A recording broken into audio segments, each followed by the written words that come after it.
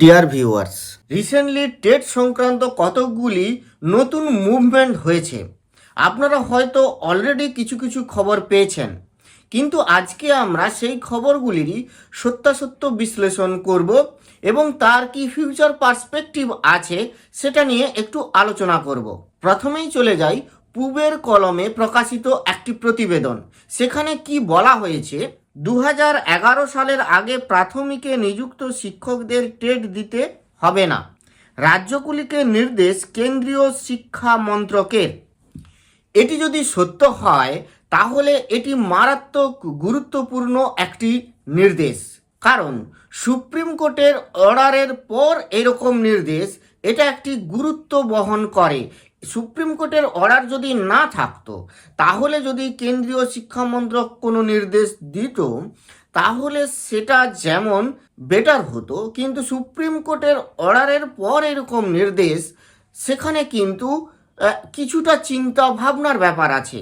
আমি এই খবরটির ভিতরে যাচ্ছি না, খবরটির মূল যে বক্তব্য সেটি হচ্ছে কেন্দ্রীয় শিক্ষা মন্ত্রক সমস্ত রাজ্যের শিক্ষা দপ্তরকে চিঠি লিখে জানিয়েছেন যে 29শে জুলাই 2011 আগে যে সমস্ত প্রাথমিক শিক্ষকরা নিযুক্ত হয়েছেন তাদেরকে টেট দিতে হবে না, এমনই নাকি কেন্দ্রীয় শিক্ষা মন্ত্রক নির্দেশ দিয়েছে। এই যে খবরটা প্রকাশিত হয়েছে সেটা কবে কত তারিখের তার কোনো তথ্যটা আমি পাচ্ছি না।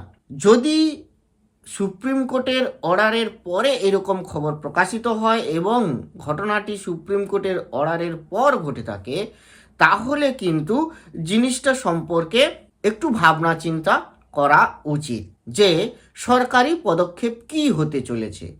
সরকারি পদক্ষেপ হিসাবে সরকার কি এভাবেই বলে ক্ষান্ত থেকে যাবে, না বিশেষ কোনো গুরুত্বপূর্ণ ভূমিকা গ্রহণ করবে। কিন্তু যদি এটি আগের কোনো নির্দেশ হয় যা এখন পরিবেশিত হচ্ছে, তাহলে এর একটা বিশেষ মাত্রা আছে। কারণ অলরেডি আপনারা জানেন এলাহাবাদ হাইকোর্টে দাঁড়িয়ে এনসিটির তরফ থেকে এনসিটির প্রতিনিধি যিনি অ্যাডভোকেট, তিনি দাবি করেছিলেন যে এনসিটির বক্তব্য হচ্ছে যে নোটিফিকেশনের ডেটের আগে যে সমস্ত শিক্ষকরা নিযুক্ত হয়েছেন তাদের কোনো টেট দিতে হবে না। সে নিয়ে খবরও আগে আমি এটা নিয়ে ভিডিও বলেছি এবং এটি একটি মারাত্মক গুরুত্বপূর্ণ একটা ডকুমেন্ট হতে পারে আগামী রিভিউ পিটিশনের কোর্টে।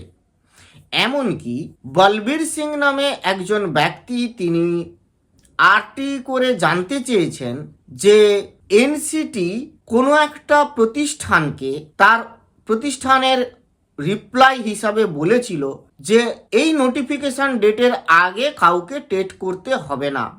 সেই প্রতিষ্ঠান এনসিটির কাছে জানতে চেয়েছিল যে আমাদের প্রতিষ্ঠানে নিযুক্ত শিক্ষক শিক্ষিকারা এই ইনাদের কাউকে কি টেট করতে হবে কিনা জানান।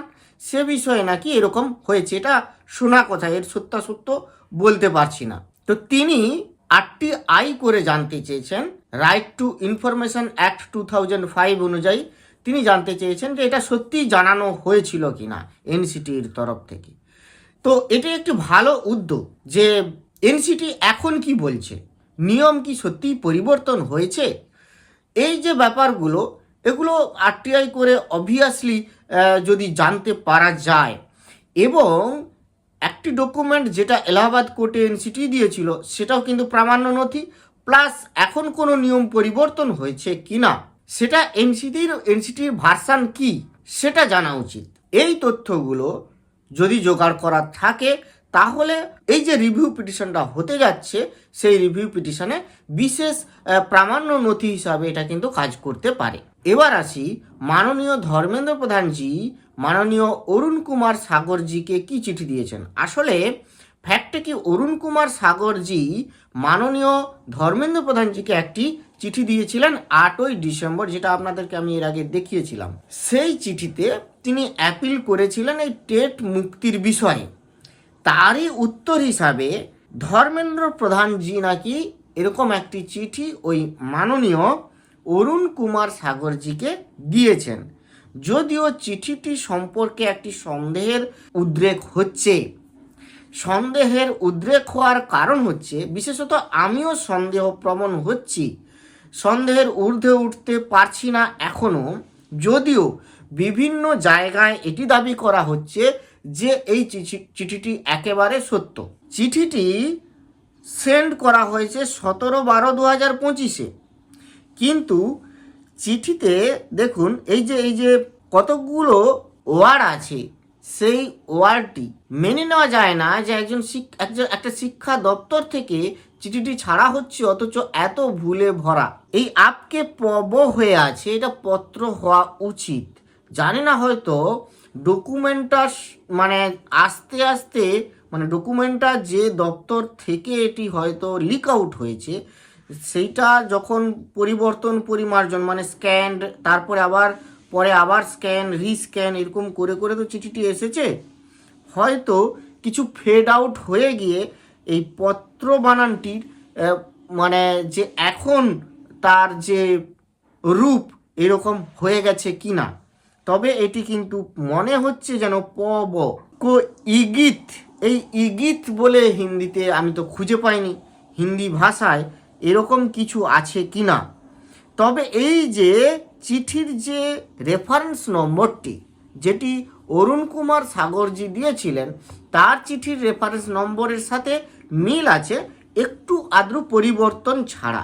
এই পরিবর্তনটা কি, এইখানে একটি স্ল্যাশ হতো, এইখানে এই আর এর পরেও একটি স্ল্যাশ হতো, এরকম কিছু পরিবর্তন ছাড়া।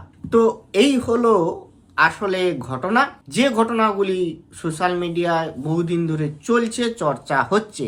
মোদ্দা কথা, যে ঘটনাগুলি ঘটছে সেই ঘটনাগুলি আমাদেরকে নির্দেশ করছে, বলতে চাইছে যে শিক্ষা দপ্তর একটা ধনাত্মক বা পজিটিভ মুভমেন্ট নিচ্ছেন, যাতে করে সমস্ত শিক্ষক শিক্ষিকাদের টেট থেকে মুক্তি দেওয়া যায়। কিন্তু আপনারা বিচার বিবেচনা করুন যে এর দ্বারা কি কিছু হওয়া সম্ভব? যে দুটি প্রক্রিয়া ছিল, সেই দুটি প্রক্রিয়া ছাড়া আর কি অন্য কোনো প্রক্রিয়ার মাধ্যমে এইভাবে টেট মুক্তি দেওয়া সম্ভব? তো শেষ পর্যন্ত সমস্ত বিচার বিবেচনা আপনার উপর নির্ভর করছে। আজ এই পর্যন্ত। ভালো থাকবেন, সুস্থ থাকবেন, ধন্যবাদ।